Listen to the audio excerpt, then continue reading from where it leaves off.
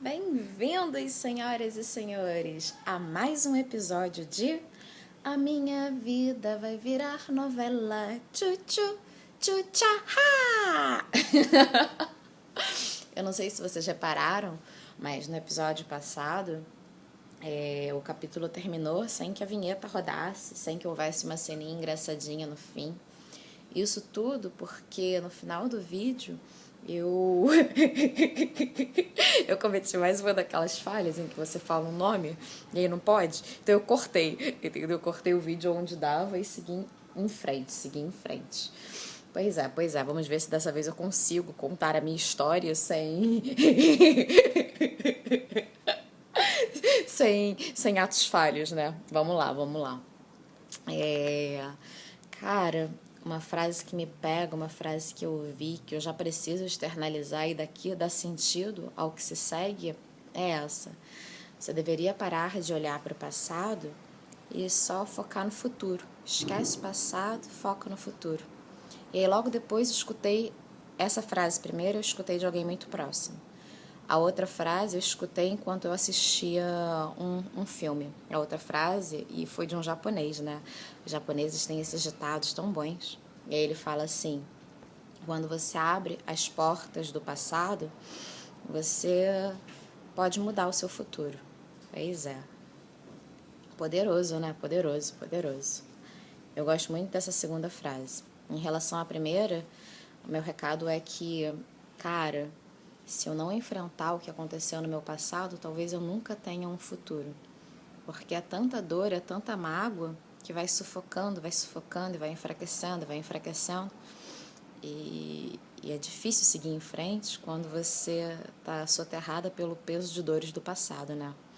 Eu acho que para parar de olhar para o passado, você tem que fazer as pazes com ele antes. Do contrário, você só vive meia vida. Só vive uma pequena versão do que você é. E não rola, né? Então, sigo eu, olhando para o meu passado. Meu passado que me causa dor, que me traz choro, mas que está me ajudando a me curar. Continuo trilhando meu caminho de cura. Pois é. Estava falando no último episódio da minha tia Branca, né? Pois é. Ela amou tanto. E aí eu terminei o vídeo falando do equilíbrio, desse equilíbrio difícil que os pais têm que ter, porque eles criam os filhos para o mundo, ou deveriam criar. Mas tem pais que vivem muito voltado para si, vivem muito a própria vida e esquece do filho. Aquele outro pai que vive muito a vida do próprio filho e esquece de si mesmo. Parando para refletir que um dia o seu filho vai trilhar o seu próprio caminho. E aí você tem que continuar com a sua vida. Então, eu acho que a gente tem sempre que tentar dosar, tentar buscar a justa medida entre a vida do seu filho, a vida que você está criando, e a sua própria vida. Enfim, a minha tia Branca não foi uma pessoa que conseguiu achar o justo equilíbrio, na minha humilde opinião. Na minha humilde opinião, ela amou demais. Amou tanto, que enquanto amava e enquanto procurava os seus amores, os seus filhos ficavam relegados a um segundo plano. Pois é, a um segundo plano. E aí, para suprir as lacunas que a minha tia Branca deixava, lá estava a minha mãe. A minha mãe, Dona Lourdes, tão linda, que criou essas duas crianças que um dia me disseram que a minha mãe foi um pouco a mãe deles. A minha mãe foi um pouco, foi muito, a mãe deles. E durante 16 anos ela ficou nesses lares, pois é, nessas casas, porque a tia Branca ia terminando uma relação, partia para outra e às vezes havia mudança de lares, né? E a minha mãe seguia junto, durante 16 anos. Até que um dia a minha tia Branca se apaixonou loucamente por um homem que não gostava da minha mãe. Esse homem não gostava da minha mãe.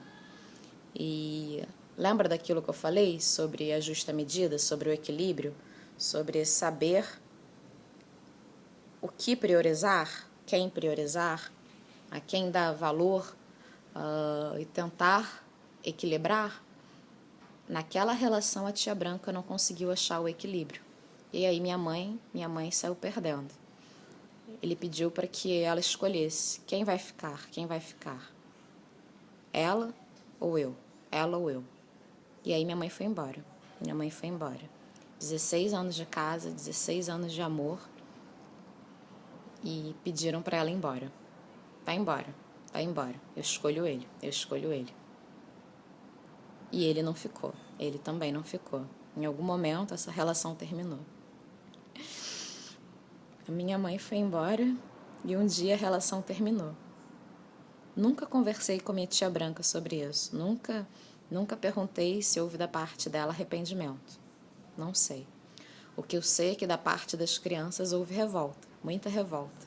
Elas ficaram muito chateadas porque a minha mãe, a dona Lourdes, tinha sido mandada embora. Depois de 16 anos de dedicação, de convivência, de entrega, ela se doou. Minha mãe foi realmente mãe deles. Ela acreditava nisso, ela me dizia. Enquanto eu crescia, vez ou outra, o nome dessas duas crianças vinha para as conversas, sabe? E era sempre com muito amor por parte da minha mãe. Nossa, como ela os amou, como ela tinha orgulho, sabe? Ufa! Ela tinha muito orgulho desse menino e dessa menina. Muito orgulho, muito, sei lá, ela acreditava muito neles. Tanto quanto eu acho que acreditou em mim. Ela esperava o melhor deles. Esperava muito, sabe? Porque ela nos amou, então quando a gente ama, a gente acredita no melhor, né? A gente acredita, a gente reza pelo melhor. E minha mãe sempre acreditou no melhor de vocês, no melhor pra vocês. Ela amou muito, muito cada um de vocês dois. Eu acho que no dia que a tia Branca pediu para ela ir embora, uma ferida se abriu aqui no coração da minha mãe. Porque ela não poderia mais estar do lado dos seus filhos de coração. Minha mãe teve muito disso, muitos filhos de coração. Caraca, muitos filhos de coração. Mas vocês dois e eu, putz. Enfim. Mas duas coisas, tô sendo muito minimalista. Muitas coisas legais aconteceram nesses 16 anos de convivência. Primeiro, ela ganhou os seus primeiros filhos de coração. Eu acho que quando ela entendeu que ela era capaz de amá-los, como amar vocês dois, como se fossem filhos dela, ela entendeu também, acho eu, tô presumindo tanta coisa, preenchendo as lacunas, pois é. Mas eu acho que quando ela entendeu que ela era capaz de amar vocês dois como filhos dela, filhos de coração, zero vínculo sanguíneo, só coração, ela talvez tenha percebido também que poderia adotar uma criança e amar essa criança como se fosse sua filha, E essa menina sou eu, pois é.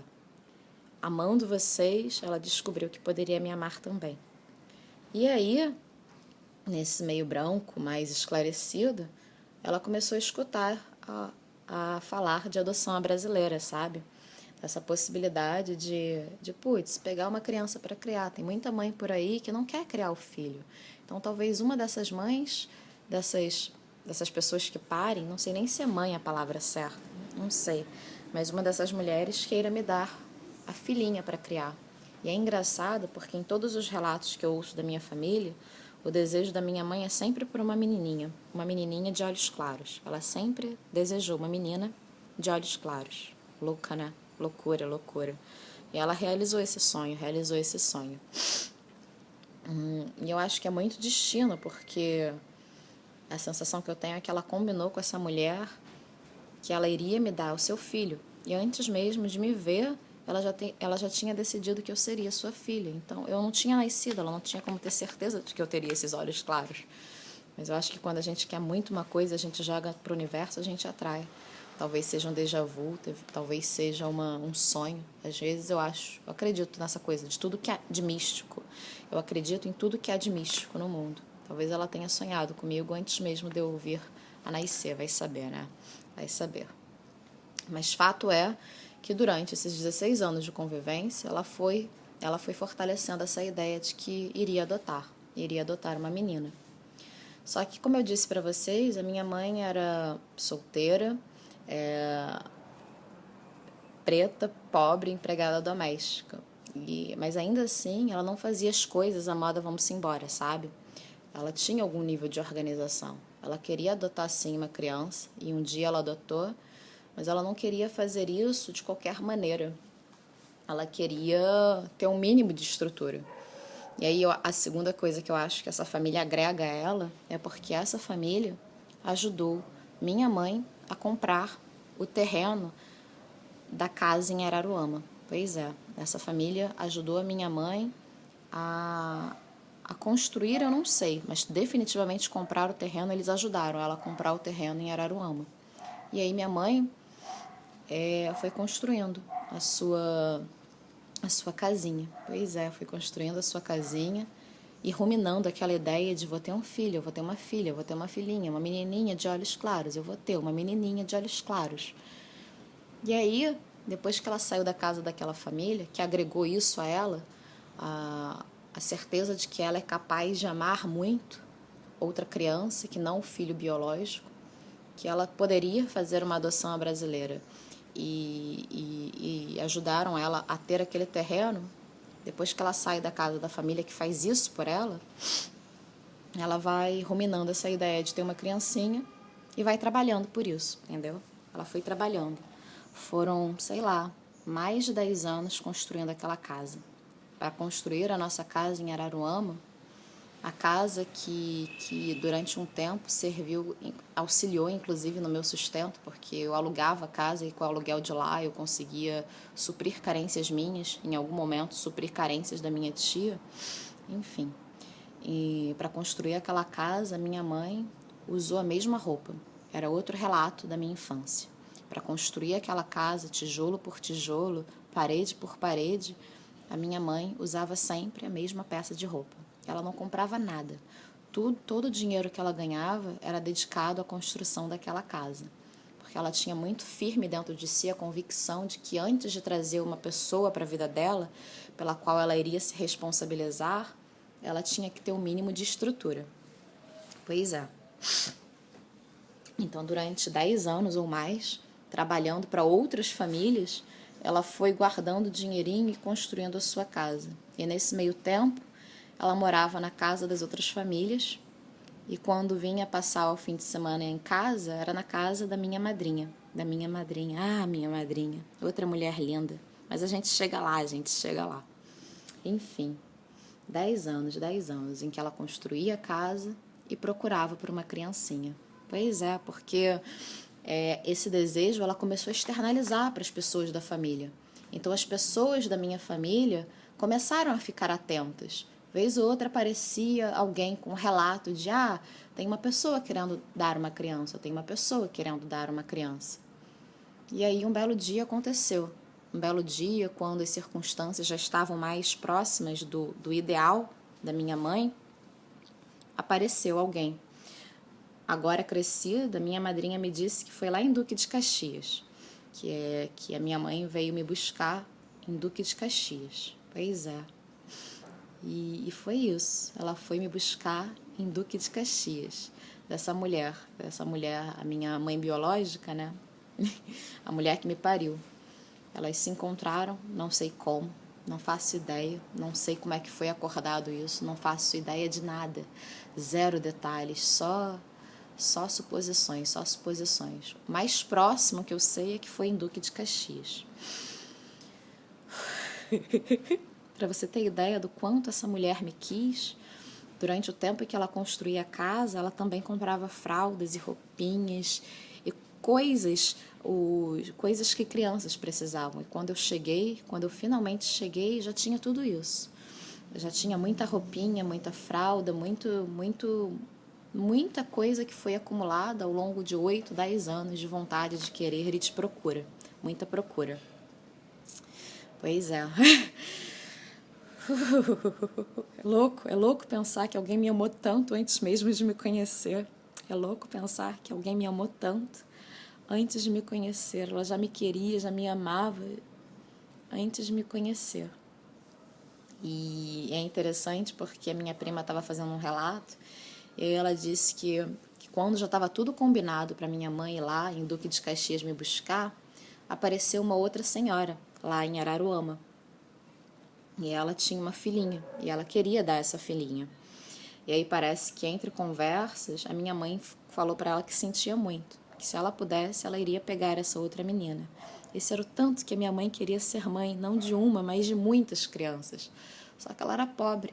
E ela falou, poxa, eu não tenho condições, eu só consigo criar uma. E já está tudo combinado com essa pessoa lá no Rio. Então não posso, mas se eu pudesse eu ficaria também com a sua filha. Faria da sua filha minha filha. E talvez eu tivesse uma irmã, né? Se minha mãe tivesse um pouquinho mais de condições, eu teria uma irmã de coração. Seríamos as duas. Mas não foi isso que aconteceu, não foi. E aí, depois de muita espera, de muita ansiedade e de muita organização, minha mãe foi em Duque de Caxias me buscar. Levou apenas o necessário, uma bolsinha com uma roupa para ir e voltar. E aí no dia que eu chego em Araruama, mínima, pequenininha, aqui, olha, muito pequenininha, em Araruama, nos braços da minha mãe, nesse dia ventava muito, é o que minha prima me conta. E é legal porque a minha casa em Araruama é assim, é muito próximo ao trevo, que é onde passam os carros vindo do Rio, sabe? É o trevo de São Vicente, lá em Araruama. E de onde está construída a nossa casa, dá para ver o trevo. E aí a minha família antigamente conseguia ver os ônibus passando. E aí como eles sabiam que eu ia chegar naquele dia com a minha mãe, o que eles fizeram? A minha prima que depois eu vivo com ela, a gente também chega lá. A minha prima e uma outra prima que já estava grávida de uma menina que eu digo que é como se fosse a minha irmã, aquela prima que estava por perto, mas tinha sempre que ir embora. Pois é. Essas duas meninas, elas ficam olhando para o trevo e esperando, muito ansiosas, os ônibus que vêm do Rio. E aí teve um momento que um ônibus para, e aí elas saem correndo da casa e correm até o trevo para encontrar a minha mãe, na ansiedade de ver a menininha tão sonhada, tão esperada. E aí elas saem correndo, uma prima minha que não estava grávida, corre mais rápido e recebe a minha mãe de braços abertos. E nos braços da minha mãe estou eu. A menininha aguardada, a menininha tão desejada por toda a família. Na minha vida pode ter faltado muita coisa, mas nunca faltou amor. É isso. Por hoje é isso. Eu cheguei com um vento. Ai. E é isso, senhoras e senhores. Mais um episódio de A Minha Vida Vai Virar Novela. Tchá! Caraca, que história. 16 anos na família e o amor pelo homem prevaleceu. Pois é, às vezes a gente ama tanto uma pessoa que acha que por amá-lo a gente tem que escolher ou o objeto do nosso amor ou as outras pessoas que já faziam parte da nossa vida antes. Mas a verdade é que quem ama não tem nunca que escolher. Amor não é excludente. Não é porque você ama um que você tem que excluir o outro. Amor de verdade é aquele amor que abraça, que dá espaço para todos. Mas nem todo mundo entende isso, C'est la vie, c'est la vie. Ó o francês, ó. A minha vida vai virar novela. Tchá.